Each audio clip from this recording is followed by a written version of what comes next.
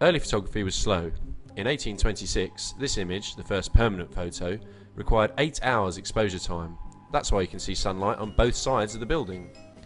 Experiments with silver compounds and chalk led to the development of the daguerreotype in 1839. This process made it possible to take portraits of people like Edgar Allan Poe, here he is, or Abraham Lincoln. Photos that wouldn't fade. Good if you want to remember what they looked like. Unfortunately, exposure time was still half an hour. That's a long time to sit still. They even used neck braces and drugs to keep people sedated.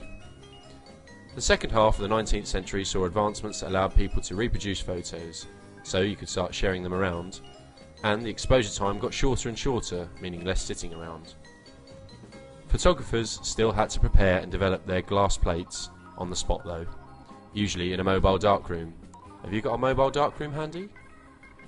In the 1880s, George Eastman, founder of Eastman Kodak, again revolutionised photography, developing the technology of film to replace photographic plates. This is a big step towards bringing photography into the mainstream. You remember the Kodak moment, don't you? In 1888, the first handheld camera came along. Look, no tripod. Photographers went crazy, shooting up, down, sideways, every way. The first permanent colour photo was taken in 1861. Colour, like what the world really looks like. One of the early methods of taking colour photos was to use 3 cameras. Each camera would have a colour filter in front of the lens. That's some photo shoot.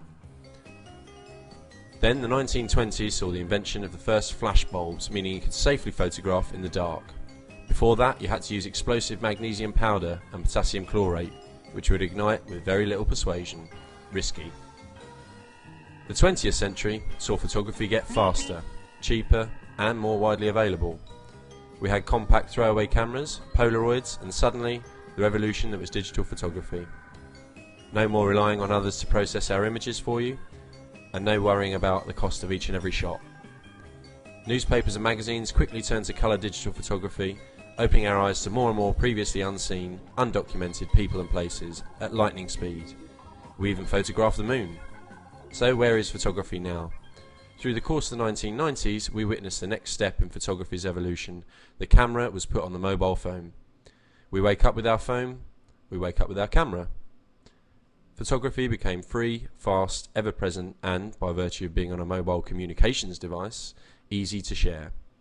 We never miss a moment, we remember everything. We see the world through each other's eyes, we share our every moment.